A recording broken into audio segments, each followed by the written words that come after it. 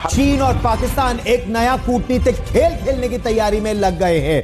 Reports के मुताबिक पाकिस्तान और चीन अब एक ऐसे प्रस्ताव पर काम कर रहे हैं जिसका उद्देश्य एक नया क्षेत्रीय संगठन बनाना है। और काली माता का मंदिर जो भारत में था, भारतीय हदूद में था, जहां भारतीय फौजी होते थे, वो इलाका अब जब पाकिस्तान की हदूद में है। लोन लिया है आपने, हमारे से ज्यादा लिया हुआ है लोन। आप फिगर चेक कीजिएगा कि आईएमएफ का मकरूज ज्यादा हम है या आप। पूरा कॉन्वर्सेशन निकालकर, पूरा रेडार सिग्नेचर दिखाकर इतनी सारी चीजें कर रहे हैं, तो हम ये क्यों बोल रहे हैं कि हम अभी डिटेल्स नहीं देंगे? क्योंकि अब समझ में आ रहा है डोनाल्ड ट्रंप को भी कि ईरान आम ताकत नहीं है, ईरान की एक एसिमेट्रिकल वॉरफेयर है जिसकी उन्होंने तैयारी करी है। ईरान आज एक वो मुल्क है जिसको दो बड़ी ताकतें उनके पीछे खड़ी हैं। मैं तो तीसरी भी ऐड कर देता हूँ, नॉर्थ कोरिया। आज पाकिस्तान जो हीरो बिना घूम रहा है दुनिया में, यह हमारी इतनी बड़ी विफलता है कि हद नहीं। मैं आपको बताती हूँ क्यों। Pakistan United nation security council का अध्यक्ष बन चुका है, यानी यूएनएससी का। अब सवाल यही है कि पाकिस्तान ऐसे माहौल में, जब अभी पहलगाम अटैक हुआ, ऑपरेशन सिंदूर हुआ, तो ऐसे माहौल में यूएनएससी का कैसे अध्यक्ष बन गया? क्या भारत को झटका है? अब तो साबित हो रहा है कि विश्वगुरु के साथ दुनिया का एक देश नहीं है जिसकी कोई इज्जत हो, जिसका कोई मान सम्मान हो। एक छटंकी देश भी हमारे साथ नहीं है।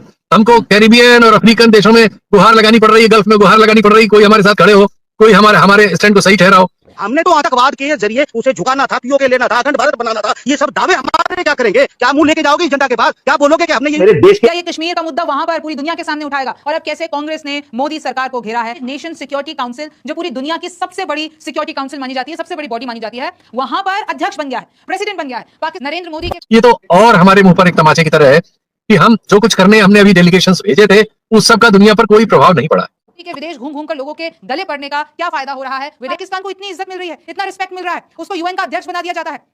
कोई इस बात पे फोकस नहीं कर रहा है कि कैसे इतना बड़ा पहलगाम टेरर अटैक हो गया, उसके बाद भी इंडिया अकेला खड़ा है और पाकिस्तान को ग्लोबल एड भी मिल रही है, उसको लोन भी मिल रहा है, पैसा भी मिल रहा है, सपोर्ट भी मिल रहा है। और क्या बोलोगे कि हमने ये मेरे देश की आंखों में आंसू लाए गए, ऐसा मैंने बचपन से आज तक नहीं देखा है। आज हिंदुस्तानियों के आंखों में आंसू है, ऐसी बेइज्जती हमने पूरी जिंदगी में आपने नहीं देखी है। अब तो यूएनएससी की प्रेसिडेंसी भी मिल गई, यानी ये फेलियर है भारत की फॉरेन पॉलिसी का। पाकिस्तान क्या करेगा? वो ये बताने की कोशिश करेगा कि कश्मीर मुद्दे पर हमको इंटरनेशनल इंटरवेंशन चाहिए। वो ये कहेगा कि ये जो टेररिज्म है वो भारत की तरफ से आता है, वो इंटरनेशनल प्लेटफॉर्म मिल रहा है उसको, और वो तो चाहता ही है कि कश्मीर को वो इंटरनेशनल प्लेटफॉर्म पे लेके जाए। वो सब कुछ कर सकता है, यानी हाईएस्ट पावर होती है उनके पास, और उसी का अध्यक्ष पाकिस्तान जुलाई महीने में रहने वाला है। राष्ट्र ने पाकिस्तान को काउंटर कमेटी जो टेरर की है उसका उपाध्यक्ष बनाया है। इससे ज्यादा शर्मिंदगी की बात क्या होगी कि अपने से 13 गुनी छोटी अर्थव्यवस्था वाले एक लगभग डिफॉल्ट के कगार पर खड़े देश के विरुद्ध।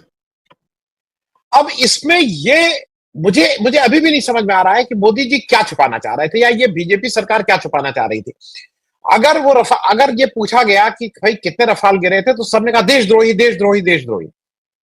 मेरे हिसाब से रफाल हो चाहे वो कोई भी जहाज हो, ज्यादा इंपॉर्टेंट उसके पीछे बैठ के उसको चलाने वाला होता है। जो बात कल प्रमोद ने कही थी हौसले की बात। काली माता का मंदिर जो भारत में था, भारतीय हदूद में था, जहां भारतीय फौजी होते थे, वो इलाका अब जब पाकिस्तान की हदूद में है, और वहां भारतीय जब आते हैं उस मंदिर पर और उनको पता चलता है कि भाई ये क्या हो गया, ये तो पाकिस्तान के पास चले। इतनी खराब कब से कम्युनिकेशन हो गई कि जब उनकी एयरफोर्स के स्पोक्सपर्सन घंटा घंटा भर पूरा ट्रांसपॉन्डर से पूरा कॉन्वर्सेशन निकालकर, पूरा रेडार सिग्नेचर दिखाकर इतनी सारी चीजें कर रहे हैं, तो हम ये क्यों बोल रहे हैं कि हम अभी डिटेल्स नहीं देंगे? आपके और मेरे चीजों को डिनाई करने से सत्य नहीं बदलेगा, नैरेटिव नहीं बदलेगा, प्रोपेगेंडा नहीं बदलेगा, और ये चीज तो बिल्कुल सर्टेन है कि हम छोड़िए। ठीक है, बोलिए इरशाद बोलिए। पहले तो पूनावाला जी, मैंने एक सवाल किया कि बुचर ऑफ गुजरात कौन, अब्बा जान या नाना अबू आपके? एक दूसरी बात आपने कीजिए आईएमएफ से हम भीख मांग रहे हैं। हम भीख नहीं मांग रहे, हम लोन लिया है आपने, हमारे से ज्यादा लिया हुआ है लोन। आप फिगर चेक कीजिएगा कि आईएमएफ का मकरूज ज्यादा हम है या आप है, ये जरा देख लीजिएगा। मैं अगर झूठ बोलूं तो मुझे रोकिएगा, अगर मैं सच बोलूं।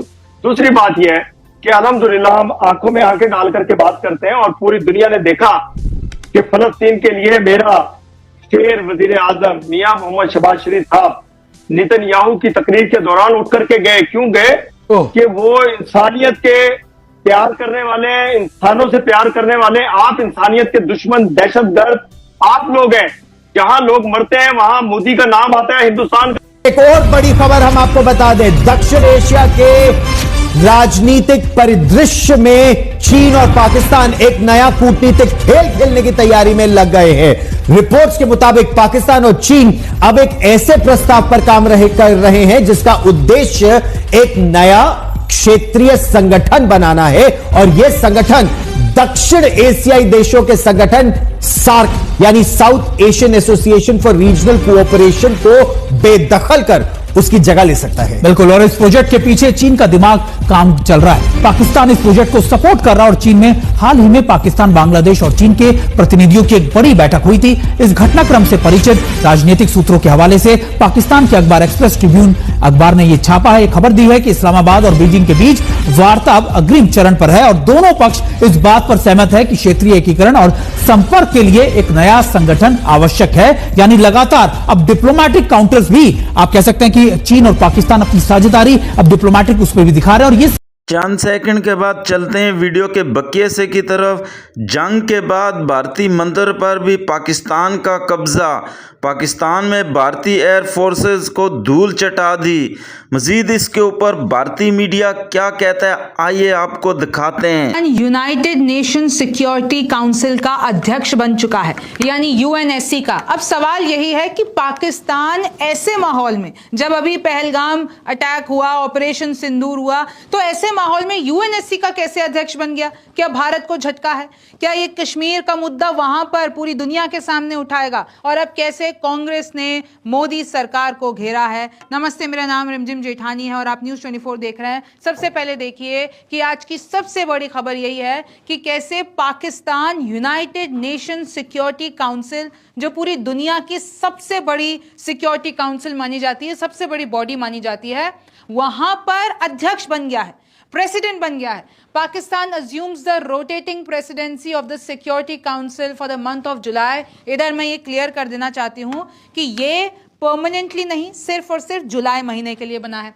लेकिन इसके बाद राजनीति भारत में भी शुरू हो गई है। पहले आप ये देख लीजिए, यूनाइटेड नेशंस ने ये पोस्ट किया, उसके बाद ये पाकिस्तान UNNY करके एक हैंडल दिया है जिस पे अपडेट्स ले सकते हैं, लेकिन भारत में वो हैंडल नहीं खुल रहा है, अकाउंट विथ हेल्ड है। यानी कि आप देखिए कैसे असीम इफ्तिकार अहमद, जो कि पाकिस्तान के PR हैं टू द UN, उन्होंने कहा कि कैसे हमको ये प्रिविलेज मिला है और अब हम हमारे मुद्दे, वो जो अंतर्राष्ट्रीय पटल है, वहां पर उठाएंगे। इसके पीछे की कहानी अब आपको समझनी है। पहले आप ये देख सकते हैं कि कैसे उन्होंने पोस्ट करके बधाई दी। अब जो कांग्रेस है वो मोदी सरकार के ऊपर हावी है। कांग्रेस कह रही है पाकिस्तान को संयुक्त राष्ट्र सुरक्षा परिषद का अध्यक्ष बना दिया गया। कुछ दिन पहले ही पाकिस्तान को UN की आतंकवाद निरोधक समिति का उपाध्यक्ष बनाया गया था।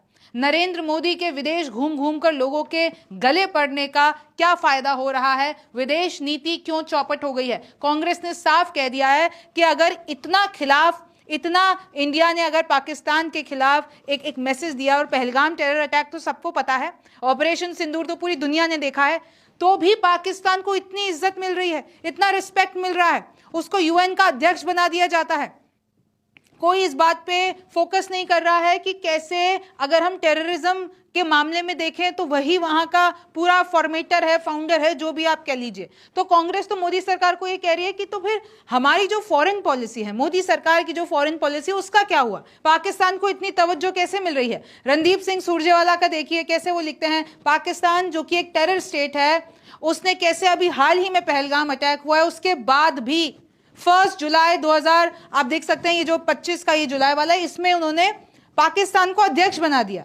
और कैसे पहलगाम के बाद, ऑपरेशन सिंदूर के बाद, तो ये फॉरेन पॉलिसी फेल हो चुकी है। इनफैक्ट अगर आप दूसरे भी देखेंगे कि 26/11 के बाद कांग्रेस ने कैसे पूरी तरीके से पाकिस्तान को ग्लोबल लेवल पर आइसोलेट कर दिया था। ये जितने भी अब कांग्रेस समर्थक है वही कह रहे हैं कि कांग्रेस की बात देखिए कि जब कांग्रेस सत्ता में थी तो पाकिस्तान को ग्लोबली बॉयकॉट करवा दिया था, लेकिन इतना बड़ा पहलगाम टेरर अटैक हो गया, उसके बाद भी इंडिया अकेला खड़ा है और पाकिस्तान को ग्लोबल एड भी मिल रही है, उसको लोन भी मिल रहा है, पैसा भी मिल रहा है, सपोर्ट भी मिल रहा है, और अब तो UNSC की प्रेसिडेंसी भी मिल गई। यानी ये फेलियर है भारत की फॉरेन पॉलिसी का। तो आप देख सकते हैं किस तरीके से इस पर सवाल उठ रहे हैं। इनफैक्ट एक रिपोर्ट भी देख लीजिए कि ये कहा गया था कि जब इसको प्रेसिडेंसी मिलने वाली थी, और अब मिल गई है, लेकिन जब मिली नहीं थी तो उससे पहले भारत ये कोशिश कर रहा था कि पाकिस्तान को यूएनएससी प्रेसिडेंसी नहीं मिले, उसको अध्यक्ष ना बनाया जाए, लेकिन ऐसा हो नहीं पाया। तो अब जो विपक्ष है वो सवाल उठा रहा है, यानी हमारी सरकार जो है वो फेल हो गई। हमने ट्राई किया कि आईएमएफ का उनको लोन नहीं मिले, फिर भी मिल गया। हमने ट्राई किया कि वो ब्लैकलिस्ट हो जाए पाकिस्तान, फिर भी वो नहीं हुआ। हमने ट्राई किया कि प्रेसिडेंसी नहीं मिले, फिर भी हो गया। उधर जो समिट अभी हाल ही में हुई थी उसमें हमने अपने साइन भी नहीं किए थे, क्योंकि जितने भी उधर देश थे उन्होंने जो है टेररिज्म की बात नहीं की, पाकिस्तान का मुद्दा नहीं उठाया। तो अब इस सब के पीछे की कहानी क्या है, इसका मतलब क्या है, इसका इफेक्ट क्या है, अब मैं आपको बता देती हूं।